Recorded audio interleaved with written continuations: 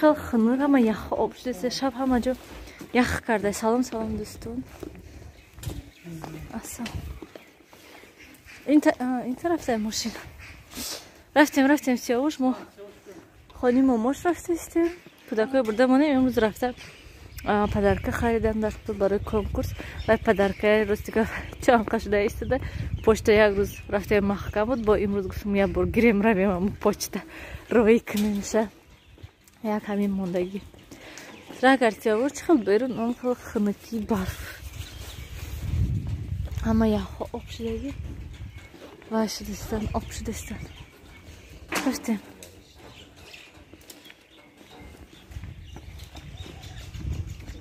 همه خیلی خنکی برف دوستان عزیز یخ همه خیلی کروسی آور شدینم خلیگانی بس که من فکر نکردم که خم بیرون خنک رفتیم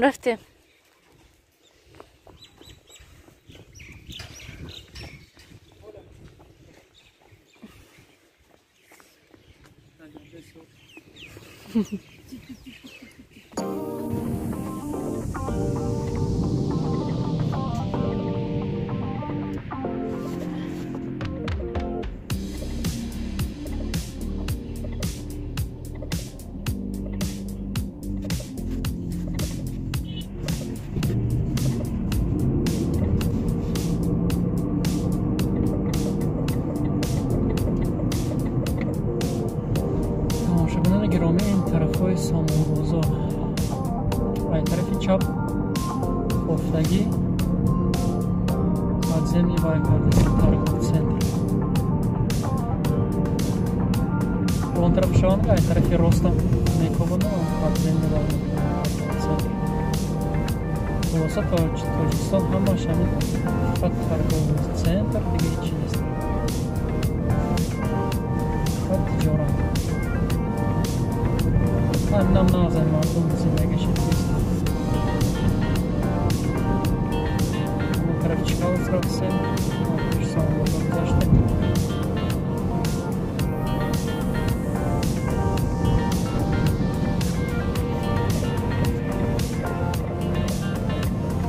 shahri Bo'ston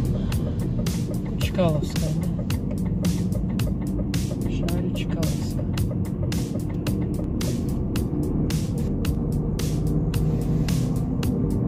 даромади манда светои гиронда пешвоз гиртеста гем мешаем чикалас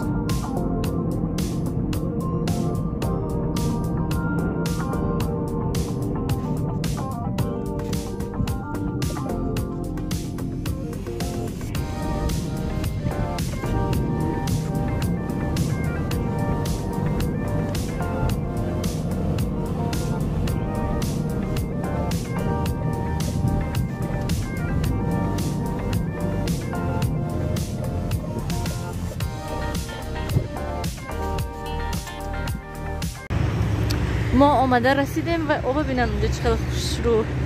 ماشین پایان دماندیم که تا که برای که بالا جان نیست هم پارکوفکا платная بعد هم که این پایان دمیمونیم پیاده میریم بند که درآمدن در کوره آی خدا بشکر میریم منم خیلی میدم تیز خرید کرد تیز رفتن در کور کودکو خانی ماماش تو درخت ببینن چقدر گل خوش رو کرده گلوش سفید من ایناش میده کدیستم با شوهرم کار نرفتن من بازار باور کنید سامان بازار با زور مدشان به سیتیه ویشن کفتیم بانکامتشه اتوش سامان گذاشتیم گفتیم که اونجا ده با اونجا ایسی گذاشتیم گشته برکت با پذیم کتی میگذاریم بالا کلافده میگذاریم ده رفته اون آوه بینه آدم ها چخ دایده گذاشتستم پذیم که یا خونو گفشه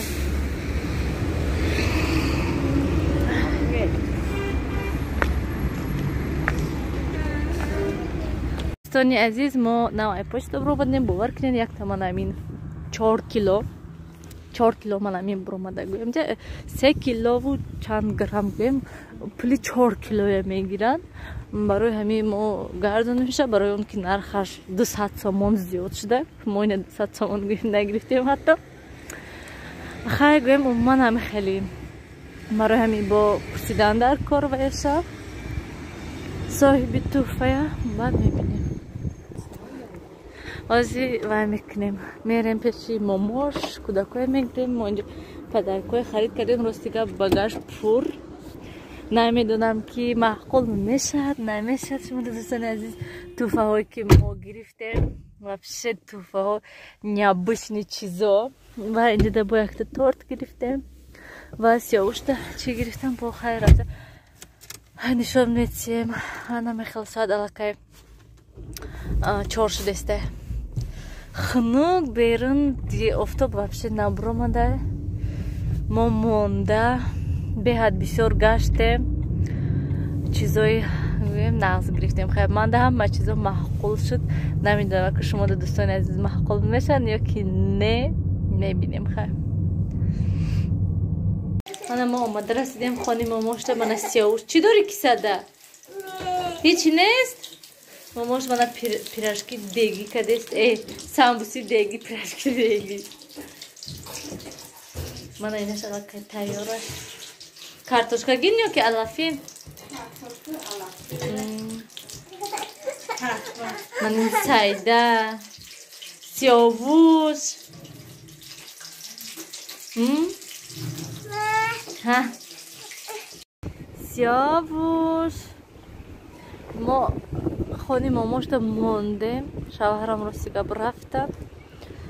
برای که و نیلوفر گیریه نولا من نمیخوام رفتن خانه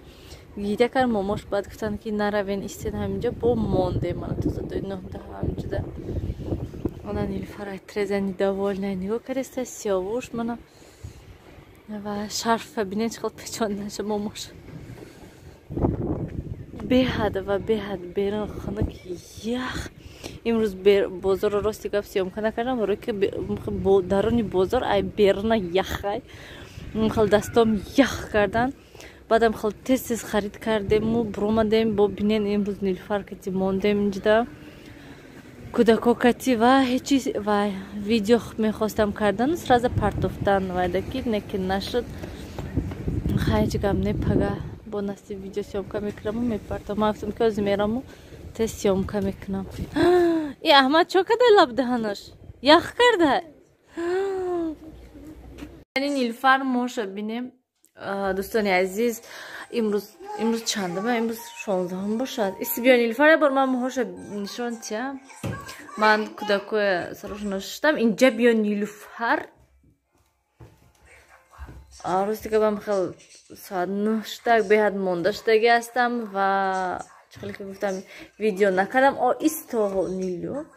من موهاشو من خیلی 2 تا بافتم عادی به هیچی سیاوشو بینن وای کردستم تیز هازی خسته سویت کشم تا که خواب روان و بینن سیاوش 10 بار جوگاش فرومد با منه دیدین خیلی چی کارم وای پلانشت در کار نیست من خیزم کشم پلانشته سیاوش وای گلای میشکنی فرو همه خیلی دوستان عزیز بیاین همین کتی ولاغ با آخر رسانم این ولاغ 2 روزه شد راستی گپ و با پگه حتما ویدیو میشد من علاقه خانه دم گویم برای که ویدیو برای چی نشد برای که ویدیو برای چی نشد گویم برای که من خانه دا نبدم یک نیم روزی در روز گویم من خانه دا نبدم کودکو هم کسل و فکرم همه خانی ماده کسل شده یک کس کسل شده همه کسل میشد و خدا با شکر روزی کودکو آنچه نقص شدگی هستند پگه نصیبه که شود نیلوفر سایدیگ میبریم از داروش نتیم بعد خواب روند هم خیلی دوستان عزیز ساعت 9 گذشتگی بهد ما مونده شدگی هستن با پگه حتما وقت شود با صحبت میکنیم خیر دوستان عزیز در پناه خدا باشین همیشه خودتون احتیاط کنید خیر